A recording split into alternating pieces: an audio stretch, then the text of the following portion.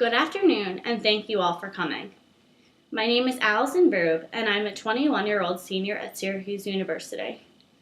My grandmother Diane passed away from lung cancer when she was 50 years old. A smoker for 25 years, my grandmother spent the last 2 years of her life in a hospital. Several years later, I was born and never had the chance to meet her. When I was 5 years old, my great-aunt Thelma passed away from lung cancer as well. Thelma, who had never even smoked a cigarette, tragically had her life ended when she was only 53 years old. As I got older, I began to recognize that there are aspects of our health that are within our control and parts that are out of our control.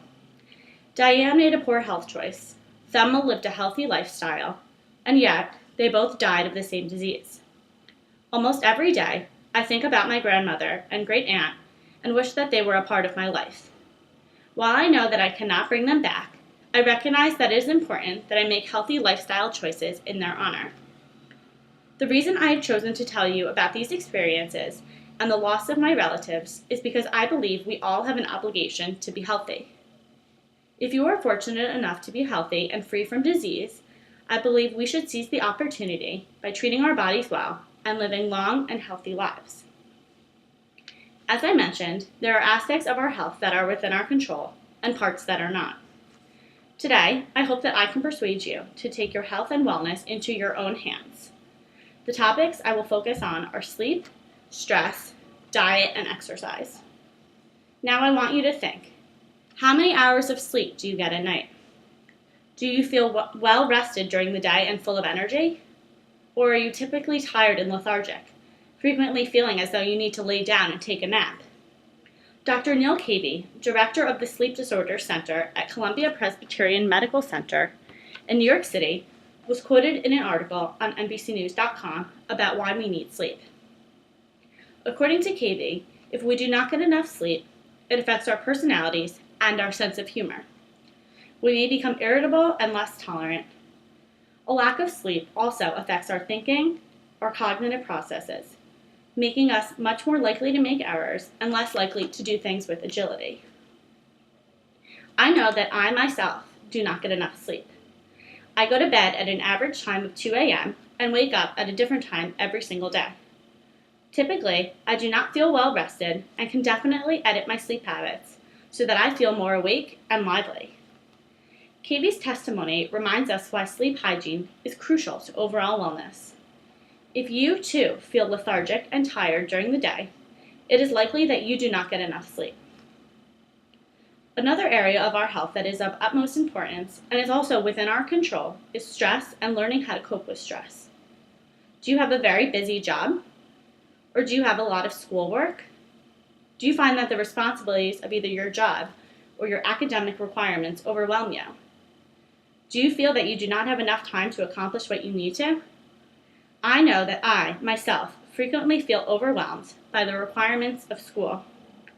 When I have exams or papers to write, I often convince myself that I do not have enough time to complete them. Although I do not feel depressed, nor do I show signs of depression, I feel stressed and overwhelmed more frequently than I would like to. According to an article on MayoClinic.com, stress is extremely common, and it is normal for the multiple demands of each day, such as work and our relationships, to be sources of anxiety.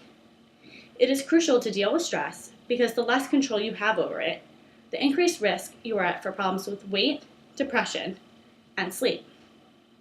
If, as I discussed earlier, you are having trouble sleeping at night, and therefore spend a lot of your day feeling tired and exhausted, perhaps it is because of the levels of stress in your life.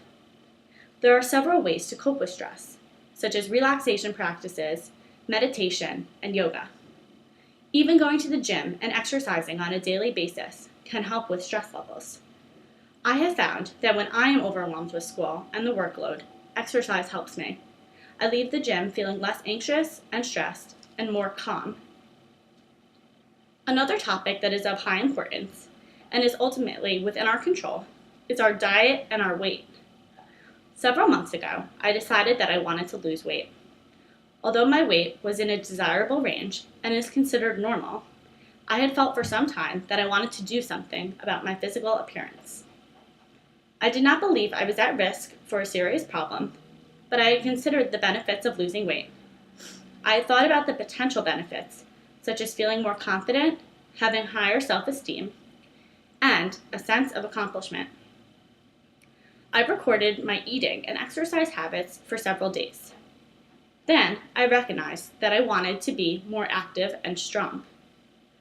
I set a goal for myself to try and go to the gym at least 3 days a week and lose 5 pounds in a few months, hopefully by April 1st. I went from 130 pounds to 125 pounds in approximately 2 months. This was a very exciting time for me. While I do not plan to lose any more weight, I'm currently trying to maintain my weight and not fall back into old habits. The main reason that I do not want to fall back into old habits of not exercising is because today I feel much more lively and energetic. Think to yourself, do you have similar feelings as I did? Are you comfortable with your physical appearance? Do you feel as though every year you make your New Year's resolution that you want to go to the gym and lose weight? Every year, do you struggle to actually accomplish this goal? If so, that is exactly how I felt. You are not alone. Today, I hope that I can persuade you that you can accomplish this goal. My first suggestion is to find a friend who has a similar goal as you. This should be a person who both motivates and inspires you to go to the gym. If you are sitting on the couch, feeling lazy, and avoiding going to exercise, this should be a friend who encourages you to get off the couch and go exercise with them.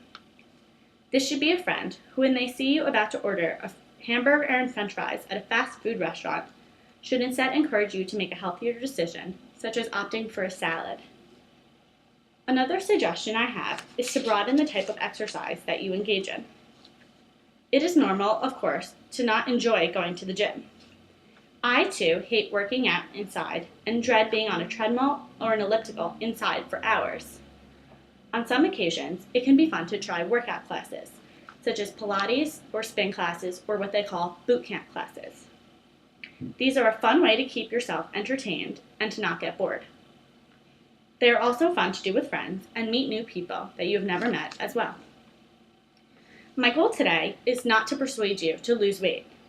My point instead is to encourage you to take control of your health and put it in your own hands.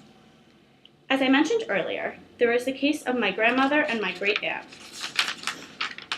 My grandmother made a poor health decision and chose to smoke cigarettes, and this ended her life years early before I was able to even meet her.